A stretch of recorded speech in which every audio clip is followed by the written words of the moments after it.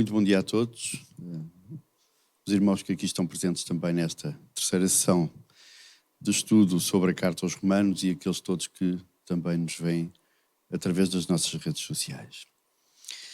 Relembrando aquilo que temos vindo a abordar, nós abordámos numa primeira sessão a questão da culpa, quer do gentio, quer do judeu, e a condenação pela lei, quer do gentio, quer do judeu, uma culpa que nasce connosco, uma condenação que nasce connosco, daí a necessidade da salvação do mundo em Cristo Jesus, através da fé e não das obras em Cristo Jesus. Nesta sessão passada, na segunda sessão, abordámos a justificação. Como é que o homem se pode tornar justo ou justificado perante os olhos do Senhor? E como é que se alcança essa justificação e através do quê é que se alcança essa justificação? E nós tínhamos na agenda definido que nesta terceira sessão iríamos abordar, uma vez justificados, a santificação dos justos. E a santificação é algo que na Carta aos Romanos fica situado entre o capítulo 6 e o capítulo 8, inclusive. É aqui que Paulo se foca a abordar este processo da santificação dos justificados. No capítulo 1 a 5, Paulo aborda sobre o pecado, não é? Como ele se exterioriza na natureza humana e a culpa que cai sobre todos nós. E 6 a 8, Paulo trata do pecado, isto é, da própria natureza pecadora. Eu coloquei aqui que a primeira secção fala da nossa libertação da culpa e do castigo, e a segunda da libertação do poder do pecado.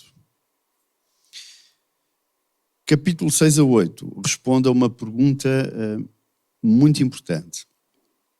E uma vez justificado, qual é a relação do cristão com o pecado? Uma vez nós justificados, qual é a nossa relação daí para a frente com o pecado? E a resposta a esta pergunta reduz-se a uma simples palavra, que é a santificação. Ou seja, a separação do pecado e a separação para Deus. É o processo da santificação que vai mediar a nossa relação com o pecado. E se os irmãos me permitem, eu gostaria de criar aqui uma pequena figura para podermos perceber um bocadinho melhor o que é que vamos fazer agora a seguir, que é, imaginem que a minha mãe me quer dizer como é que se faz um molotov. E há uma das partes em que ela diz que eu tenho que bater as claras em castelo. Se eu não souber o que é claras em castelo, ela pode me dar a receita toda. Eu falho as claras em castelo, eu falho o molotov. Isto é, se ela me perguntar no dia a seguir, sabes como é que se faz um molotov, eu sei-lhe descrever o processo, o procedimento todo. Contudo, eu não consigo fazer um molotov. Porque eu ainda não percebi o que é que significa bater as claras em castelo. Todos nós dizemos, somos justificados, somos convertidos, somos perdoados, nós arrependemos-nos, somos justificados, temos que entrar num processo de santificação e por aí fora, e por aí fora, e por aí fora. Mas se eu não souber cada parte desse processo em si e a aplicação direta na minha vida, eu falho o molotov. Não é? Eu conheço o procedimento todo, mas não o consigo aplicar porque ainda não o entendi todo. Então, para falarmos de santificação, eu obrigatoriamente tenho que falar aqui de duas questões que ocorrem também em simultâneo. Na mesma medida como falámos da justificação, falámos sobre a conversão, agora vamos ter que falar sobre a regeneração e a adoção, porque faz parte deste processo da santificação. Porque quando voltarmos aqui à carta a Paulo, aos Romanos, Paulo fala sobre a santificação neste capítulo 6, 7 e 8. E para entendermos o que é que Paulo está ali a dizer sobre a santificação, vamos então tentar perceber este processo da santificação. E começando pela regeneração, era aqui que tínhamos aqui alguns slides que não nos é possível para já ver, mas eu vou-vos tentar passar a informação do slide, verbalizando aos irmãos. O que é que significa então a regeneração? O que é que isto tem para a nossa vida? O que é que espiritualmente significa a regeneração? E a regeneração é um ato pelo qual Deus nos concede uma nova vida espiritual. Isto é, uma vez convertidos ao Senhor, uma vez arrependidos do pecado e depositando a nossa confiança e a nossa fé em Cristo Jesus, Deus nos concede uma nova vida. É o chamado nascer de novo. É o processo da regeneração. E é algo que tem que acontecer. E é algo que acontece mesmo. Nós não precisamos de forçar esse acontecimento. Ele dá-se de forma espontânea e natural em todo aquele que verdadeiramente de coração se entrega ao Senhor e se arrepende do seu pecado. O Senhor dá gratuitamente, porque é dom de Deus, pela sua graça e misericórdia, esta nova vida espiritual. E entramos num processo de regeneração. Eu trazia aqui os versículos, que era mais fácil do que estarmos todos a abrir as Bíblias, contudo, na linguagem de João, no capítulo 3, de 3 a 8, ele fala neste nascer de novo. Os irmãos quiserem tomar nota, ou quem tiver a assistir ao vídeo depois poder consultar as vossas Bíblias, aqui João fala o que é que significa o nascer de novo. A regeneração é uma obra exclusivamente de Deus. Não depende de nós, é exclusivamente do Senhor. Não é uma obra nossa. Está bem, irmãos? E esta regeneração também tinha sido predita na profecia de Ezequiel, em Ezequiel 36, 26 a 27, quando a palavra do Senhor nos diz o seguinte, irmãos: dar-vos-ei coração novo e porei dentro de vós espírito novo. Isto é, uma nova vida espiritual. Sabiam que a regeneração é aquilo que nos torna capaz de falar com Deus? Isto é, aquilo que abre o canal direto, por exemplo, nas nossas orações com o Senhor, aquilo que nos liga, que nos linka ao Senhor, quando verbalizamos algo ao Senhor, tem a ver com esta capacidade de termos tido uma nova vida espiritual. Porque estamos todos sobre o mesmo Espírito.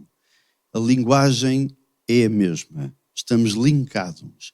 É esse nascer de novo, é essa regeneração daquele que se arrepende e entrega a sua vida a Deus, que vai permitir, através do Santo Espírito de Deus, linkar as nossas palavras ao trono do Senhor. Por isso é que é necessário nascer de novo. Por isso é que é necessário o verdadeiro arrependimento do coração.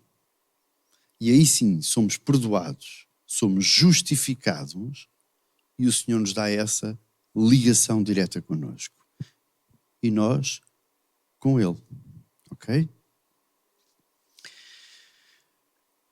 Qual dos membros da Trindade, irmãos, é que causa esta regeneração? Quando Jesus fala em ser nascido do Espírito, lá em João 3,8, ele indica que Deus, Espírito Santo, produz regeneração. Agora, existem outros versículos, irmãos, que nos mostram também o envolvimento de Deus Pai neste processo.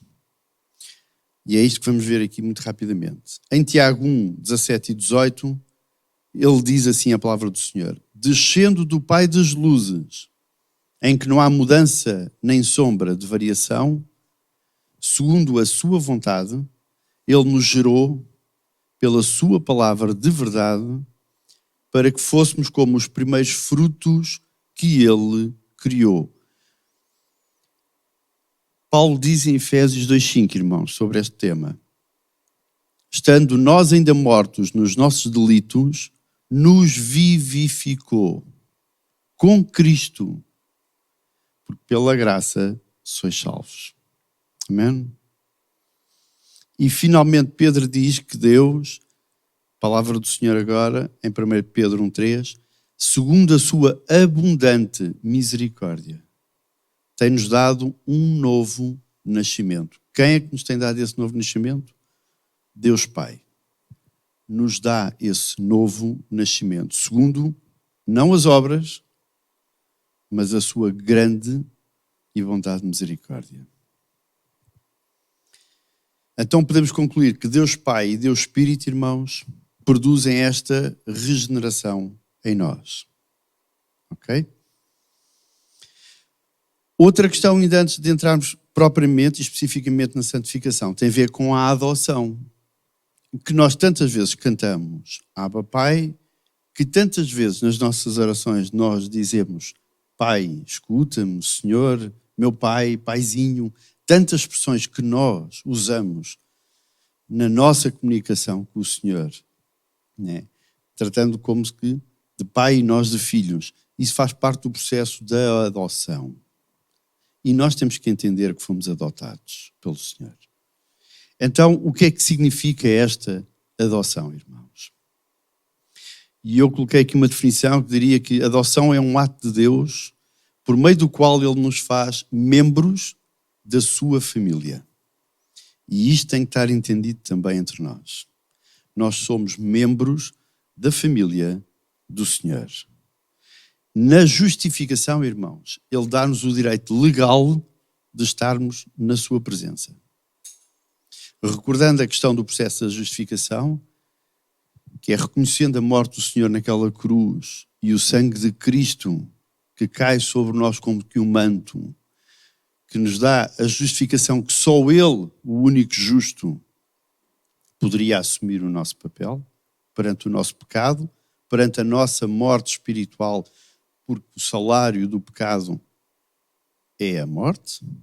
Só o sangue de Cristo, quando nos reveste, é que nos torna justos na presença de Deus. Nós não tínhamos possibilidade de chegar à presença do Senhor no estado em que nós estávamos. Na regeneração, Ele dá-nos uma vida nova espiritual na presença do Pai, e na adoção, Ele faz de nós membro da sua família. Portanto, a adoção centra-se muito mais na comunhão pessoal com Deus, fruto da salvação que Ele nos dá. João menciona a adoção no começo do Evangelho, em que diz, em João 1,12, irmãos, mas a todos quanto receberam quem? Jesus. Deu-lhes o poder de serem feitos filhos de Deus, irmãos. A saber, aos que creem no Senhor Jesus Cristo. Já por contraste, depois tem a outra questão, não é? E aqueles que não creem? E aqueles que não querem crer? A Bíblia também é muito clara sobre esses, irmãos. Diz que nem adotados na família são. A Bíblia em Efésios 2,3 chama-lhe filhos da ira. E em Efésios 2,5 e 5,6 chama-lhes de filhos da desobediência. Quando os judeus tentaram alegar que Deus era o pai deles, em João 8,41, Jesus disse o seguinte, irmãos. Se Deus fosse de facto vosso pai, certamente me haveis de amar. Vós sois do diabo, que é vosso pai, e quereis satisfazer-lhes os desejos. Aquele que diz que tem Deus como pai, a Bíblia é clara. Deverá reconhecer Jesus Cristo como o Filho de Deus. Então todo aquele que diz que acredita em Deus e aceita Deus como Pai, esse reconhecimento de Jesus Cristo como nosso único e suficiente Salvador deverá estar bem vivo no nosso coração e na nossa mente. Este era o recado que Jesus dava àqueles que eram conhecedores da lei, que lhe chamavam de Pai a Deus, contudo, negavam o Filho. E Jesus, são palavras do Senhor Jesus, irmãos, dizia que esses eram filhos do diabo. Então é em Jesus Cristo e em nenhum outro, irmãos, que nós obtemos a nossa salvação. Paulo resume de forma perfeita a adoção em 4 versículos chaves, lá em Romanos. E agora voltando aqui à nossa carta, que é alvo do nosso estudo. Em Romanos 8, do versículo 14 ao versículo 17, Paulo resume nestes 4 versículos. E eu vou-vos ler estes 4 versículos que diz assim a palavra do Senhor. Pois todos os que são guiados pelo Espírito de Deus são filhos de Deus. Porque não recebeste o espírito de escravidão para viverdes outra vez atemorizados, mas recebeste o espírito da adoção, baseado no qual nós clamamos, Abba, Pai. Nós recebemos o espírito da adoção. E o próprio Espírito testifica com o nosso espírito que somos filhos de Deus. Isto é uma certeza absoluta que nós temos a partir desse momento em que nós fazemos parte da família do Senhor. E somos seus filhos. Não há dúvida, é uma certeza que nós passamos a guardar no nosso coração. Ora, se somos filhos, como também herdeiros, herdeiros de Deus e co-herdeiros em Cristo. Se com Ele sofremos, também com Ele seremos glorificados, irmãos. E este é um processo que vamos falar também na carta aos Romanos a seguir. Uma vez santificados, seremos glorificados. Que Paulo trata aqui nos Romanos. Então podemos inicialmente pensar que nos tornaríamos filhos de Deus pela regeneração, dado que uma vez nascido novo, nascidos numa nova família. Mas o Novo Testamento associa a adoção com a fé salvífica, que nós também já aqui abordamos, irmãos. E diz que em resposta à nossa dependência e confiança em Jesus, Deus nos adota como filhos. Vocês lembram-se daquela parte em que nós abordámos aqui a conversão? Tínhamos de ter conhecimento de quem Jesus Cristo era, nem que fosse o conhecimento básico, mas saber que Ele existe e quem Ele é e o que fez por nós. Depois tem que haver a aceitação dos factos e acreditar que os factos são reais, porque como posso eu depositar a minha confiança numa coisa que eu não acredito? E por fim, depositar a minha confiança então, porque acredito e reconheço, não só deposito a minha confiança, como descanso nela. E é exatamente isto, irmãos. Porque eu descanso no Pai. Porque eu acredito no Pai, no Filho e no Espírito Santo. E reconheço esta verdade.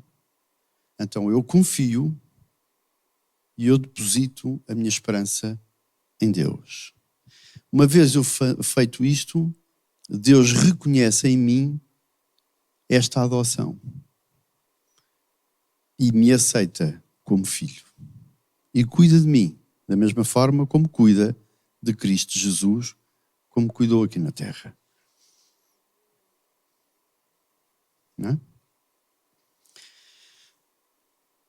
Gálatas 3, 23 a 26 diz, parte do versículo, pois todos vós sois filhos de Deus mediante, irmãos, a carta aos Romanos é uma declaração de fé não nas obras, mas fé em Jesus Cristo. E Gálatas diz isso mesmo, pois todos vós sois filhos de Deus mediante a fé em Jesus Cristo. Avançando um pouco, privilégios da adoção. Nós somos privilegiados, irmãos, e não somos uns coitadinhos quaisquer. Nós temos muito privilégio em sermos chamados filhos de Deus, irmãos. E temos vários privilégios. Um deles é a possibilidade de podermos falar com o Pai, falar com Deus. nós às vezes até ignoramos, irmãos. Nem percebemos o privilégio que é elevar a voz ao Senhor na certeza que Ele nos escuta. O Pai de Jesus Cristo, o Deus, o único Deus, o Todo-Poderoso, o Criador dos céus e da terra, aquele que nos desperta a cada manhã, aquele que nos dá o respirar a cada manhã, irmãos, aquele que nos dá a visão a cada dia e podemos contemplar o dia só em si mesmo. A esse nos dá o privilégio de podermos falar diretamente com Ele. E nós às vezes até perdemos a noção disso.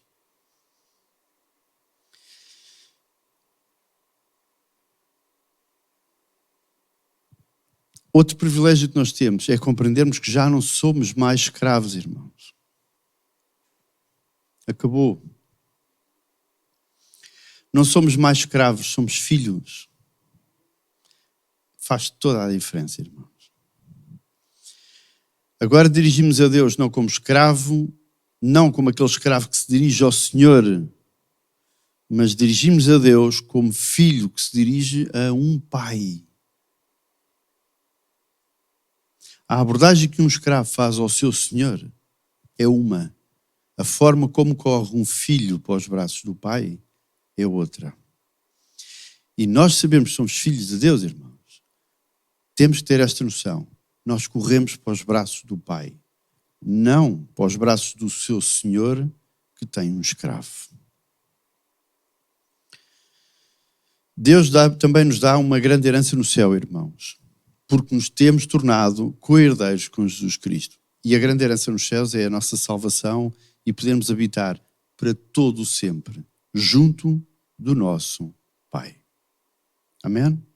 A eternidade, irmãos. E nós não podemos desfocar e tirar de lá o nosso olhar. É para lá que nós caminhamos todos, irmãos. Para a eternidade. Amém?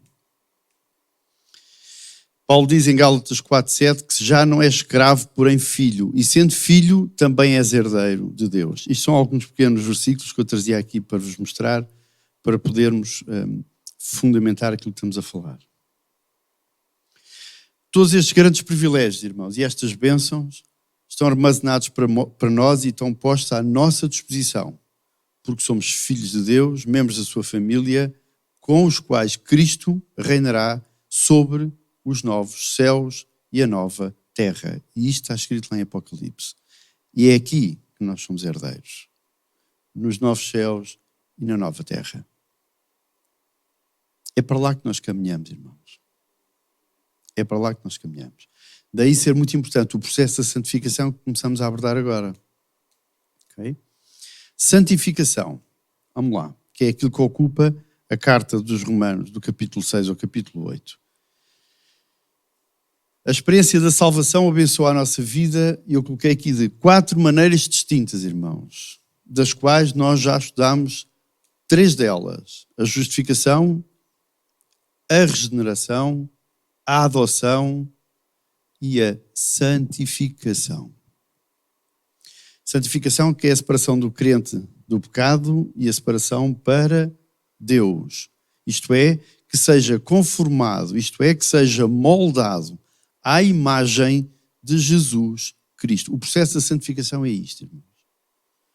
É sermos moldados o mais possível à imagem do nosso Senhor Jesus Cristo. E a aplicação destas 3 práticas é o processo de santificação. Primeiro, entendermos isto. É dom gratuito de Deus. É um dom de Deus, não é nosso. E é gratuito. Porque nós não merecíamos. É pela graça dele que ele nos dá. A justificação, irmãos, é Deus Filho que nos justifica. A regeneração, o nascer de novo, irmãos, não somos nós que o fazemos, é Deus Pai que nos dá. A adoção é Deus Pai que nos dá a adoção. Ele reconhece em nós seus filhos. Não é só porque eu o quero reconhecer como pai Ele reconhece em nós seus filhos.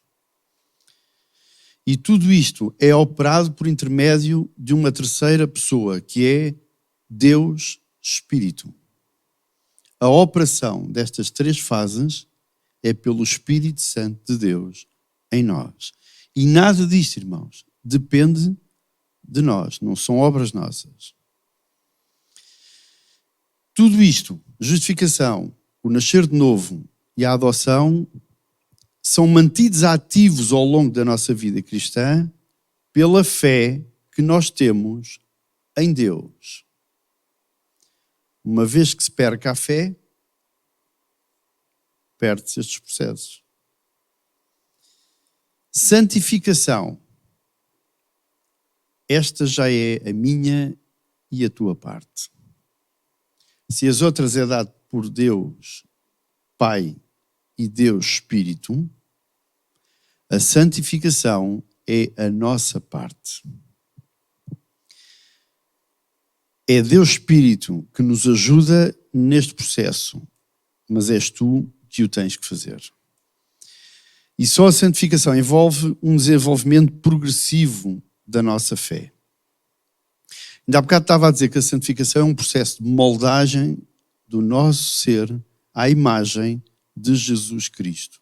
E uma vez que nós todos os dias caminharmos nesse processo de moldagem, nós vamos subindo mais um degrau da nossa fé, mais um degrau da nossa santificação. E aqui o que é importante, irmãos, é percebermos que todos os dias nós devemos tentar subir mais um degrau dessa moldagem.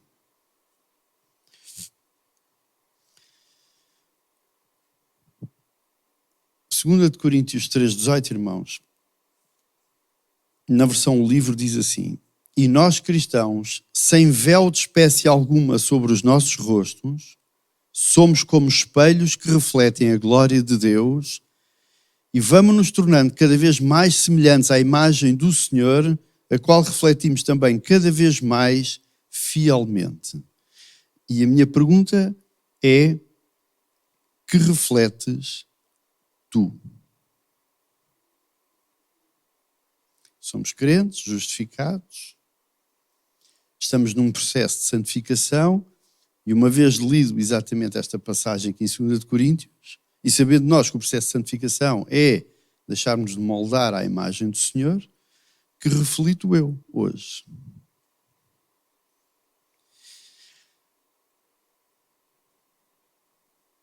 Primeiro de Coríntios 1,30 diz: mas vós sois dele. Dele de quem? Em Jesus Cristo, o qual para nós foi feito por Deus sabedoria e justiça e santificação. Então, a santificação é um processo que nos leva a um aperfeiçoamento, irmãos. Deve ser o nosso objetivo observarmos e nos indo aperfeiçoando de forma contínua. Não é intermitente, é contínua. Não é só ao domingo, é todos os dias, procurando imagem e semelhança de Cristo em nós. Não pela lei. Não pela lei. Não pelas obras, que é isto que Paulo fala na carta aos Romanos. Mas pela fé em Jesus Cristo. É a fé em Jesus Cristo. As obras não nos dão o processo de santificação. É a fé e a nossa imagem e semelhança na atitude e no ser, tal quanto nós lemos nos Evangelhos, a vida de Jesus Cristo. Ler os Evangelhos é muito importante. Toda a Bíblia é muito importante. Mas onde tu consegues ver o andar, o caminhar, as palavras, o ser, o dizer de Cristo, está lá nos Evangelhos. E a aplicação dos Evangelhos na nossa vida é o processo que nos vai dar, pela ajuda do Espírito Santo, deixarmos-nos moldar mais um bocadinho. Porque vamos tendo revelação de Cristo. Vamos conhecendo mais Cristo. E nós vamos tentando aplicar um bocadinho mais de Cristo nos nossos dias Isso traz dor, nós abdicamos de muita coisa, mas abdicamos de coração cheio, porque sabemos que é o melhor, e isso traz mais Cristo em nós. E isso é a santificação. Isso é que é a santificação.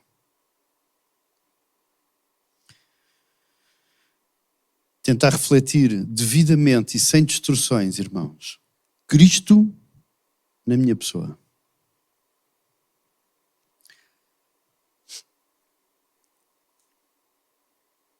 Mateus 5,48 diz: portanto, sede vós perfeitos como perfeito é o vosso Pai Celestial. Sabendo nós que nós não somos perfeitos e jamais nesta terra o seremos, mas procuramos a cada dia crescer mais um degrau nessa perfeição. Nós jamais seremos aqui na terra perfeitos, irmãos. Nós somos falhos e falhamos a cada dia. E falhamos a cada dia. Mas há uma coisa que marca a diferença. É que eu sei que falhei, eu arrependo da minha falha, eu reconheço a minha falha e procuro corrigi-la, se possível, tanto quanto o mais breve possível. E continuar a caminhar mais um degrau, irmãos. Eu não posso passar 2 dias a descer 2 degraus para subir no dia a seguir 1. E no dia a seguir deixo mais 2 para subir no dia a seguir outro. Porque senão, em vez de eu estar a fazer a subida da escada da santificação, eu estou a descer. Filipenses 3, versículo 12 ao 14, temos mesmo que fazer esta leitura porque faz sentido.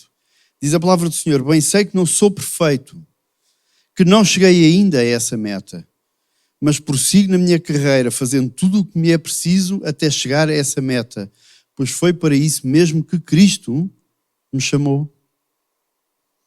Repito, irmãos, não penso que tenha atingido esse alvo, mas só uma coisa me interessa, é que, esquecendo das dificuldades do passado, avanço para o fim que me está proposto diante de mim. Prossigo assim para o alvo, tendo em vista a recompensa a receber no céu. Por quem? Por Jesus Cristo.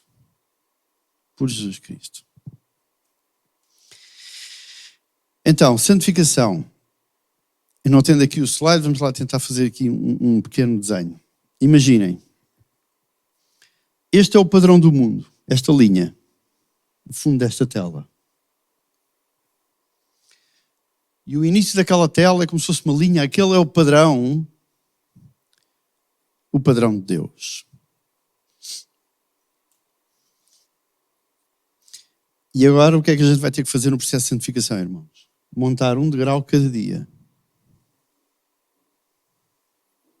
À procura, não sendo perfeitos hoje, nem amanhã, nem nesta terra, mas procurando cada dia alcançar o padrão de Deus. Este é o padrão do mundo. Aquele é o padrão do Senhor. E o meu processo de santificação tem que me fazer lá chegar.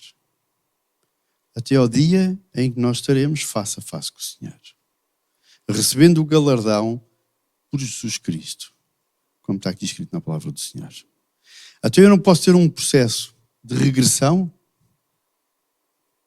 e no dia em que eu souber que desci um degrau, irmãos, que o Senhor me ajude a reconhecer que eu decresci um degrau, para ganhar força e fé suficiente para no dia a seguir tentar subir 2, porque eu tenho de tentar lá chegar. E isto é o processo da santificação.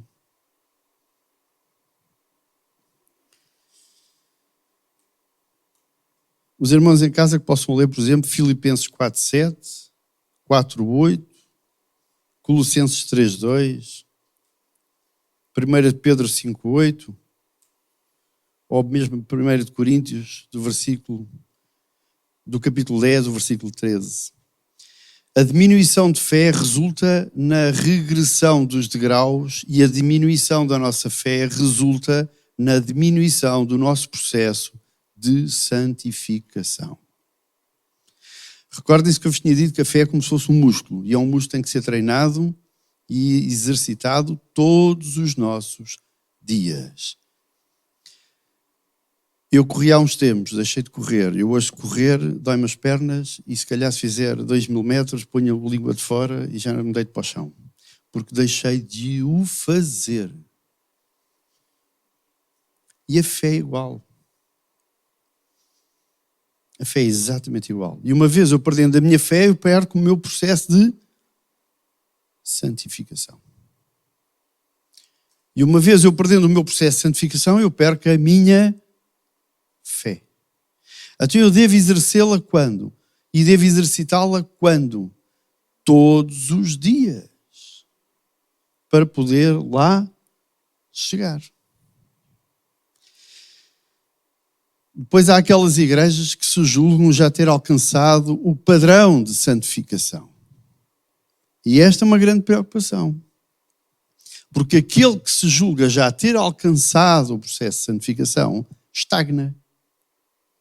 Então está um dia a fazer isto, irmãos. Sobe um degrau, no dia a seguir cai um degrau, no dia a seguir sobe um degrau, no dia a seguir cai um degrau. Não vai lá chegar acima. Porque se julga já ter alcançado o nível máximo de santificação. E não há níveis máximos de santificação. Porque perfeito há um só e não sou eu, é Jesus Cristo. E assim terminamos aqui a questão da justificação, dos slides que eu vos trazia, indo agora para a nossa carta aos Romanos, porque agora sim fará um bocadinho mais de sentido aquilo que vamos falar, porque a ideia não era estarmos aqui a esmiuçar versículo a versículo da carta, mas sim os conteúdos que a carta aborda, que Paulo aborda a Roma, a irmãos na fé em Roma. E agora quando formos falar aqui nos versículos, de palavras que Paulo usa, de processos que nós já abordámos aqui, pode ser que se torne um bocadinho mais claro aquilo que vamos escutar de Paulo. Se nós abrirmos as nossas Bíblias, irmãos, abrirem as vossas Bíblias no capítulo 6, na carta aos Romanos, tenho que transitar aqui isto para o outro lado. Então, sendo a pergunta santificação, aliás, sendo a palavra santificação, a resposta à pergunta, uma vez justificado, qual é a relação do cristão com o pecado, não é? Se analisarmos esta secção do capítulo 6 ao capítulo 8, temos 3 questões fundamentais para terminarmos hoje, irmãos. A primeira é, no capítulo 6 todo, vocês encontram isto. O cristão está morto para o pecado. E tem que estar. E tem que procurar estar. Não é fácil? Não. Mas o Senhor sempre prometeu ser connosco. E se nós verdadeiramente amamos o Senhor, irmãos, nós queremos fazer a vontade a quem amamos. Então procuramos estarmos mortos para o pecado. Não é para a vida. Não é para as coisas boas. É para o pecado. O batismo, capítulo 6, do versículo 1 a 10, o batismo é o símbolo da identificação do cristão que reconhece a morte de Cristo e a sua ressurreição. Se amamos o Senhor, irmãos, se verdadeiramente amamos o Senhor e somos crentes em Jesus Cristo, não tem que haver dificuldade, irmãos, em reconhecer o batismo e queremos ser batizados em Jesus, na sua morte, na nossa separação para o pecado, acreditando na ressurreição de Cristo e na vida eterna que nós temos com Ele. Então, batiza-te. Porque é a forma que tu tens de reconhecer que assim é. De aceitar assim tal como é.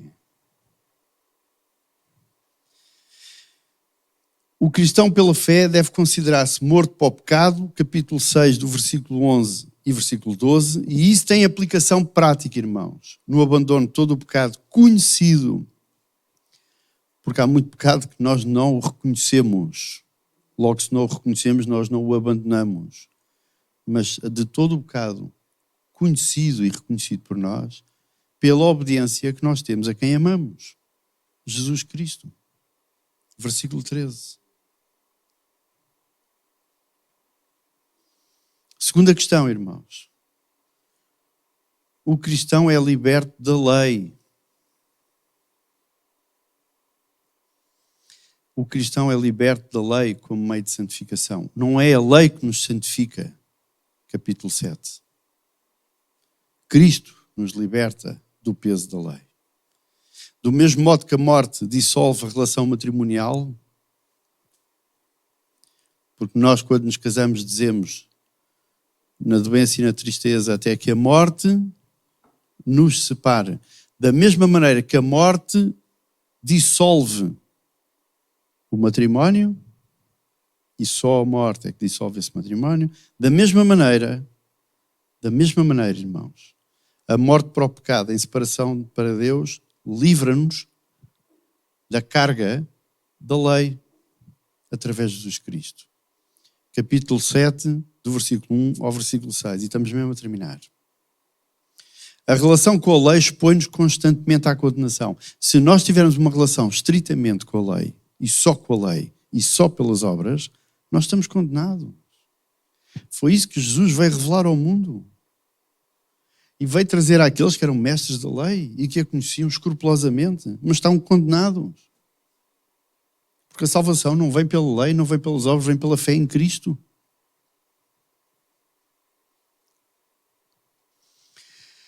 Não porque a lei seja imperfeita, mas pela natureza da carne do homem, que é imperfeito. Então vai tropeçar constantemente na lei e eternamente na lei. Então, eternamente seríamos condenados. Então Jesus veio trazer essa libertação sobre o peso da lei. Não pela lei em si, mas porque nós somos fracos. E nós tropeçávamos na lei. E depois de Paulo escrever a experiência pessoal, ao descobrir a natureza espiritual da lei e a própria incapacidade dele em conseguir observar esta lei, não é? Paulo solta uma exclamação, irmãos, no capítulo 7, versículo 24, que é como se fosse um grito de socorro. Paulo diz: quem me libertará do corpo sujeito a esta morte? Quem é que me pode libertar desta morte a quem eu estou preso? Cristo. E Paulo está a dizer isto aos irmãos em Roma. Paulo está a doutrinar os irmãos em Roma quanto à doutrina da salvação.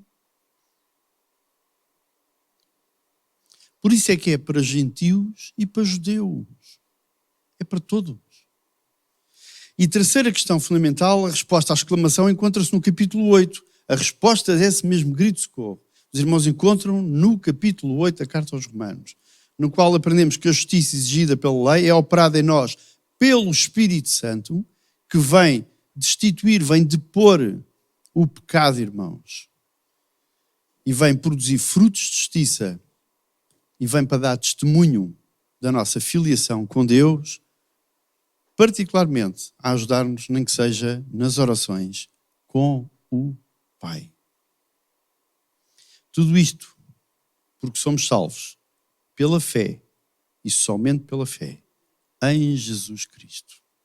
Amém? E era isto que eu gostava que os irmãos pudessem reter do capítulo 6 ao capítulo 8. Agora, quando lerem em casa estes dois capítulos certinhos, seguidos, e Paulo falar sobre a justificação, sobre a santificação, sobre a libertação do pecado, tentem se recordar daquilo que abordámos agora e tentem ver o que é que Paulo está verdadeiramente a dizer aos irmãos em Roma. Amém? Que o Senhor ricamente os abençoe.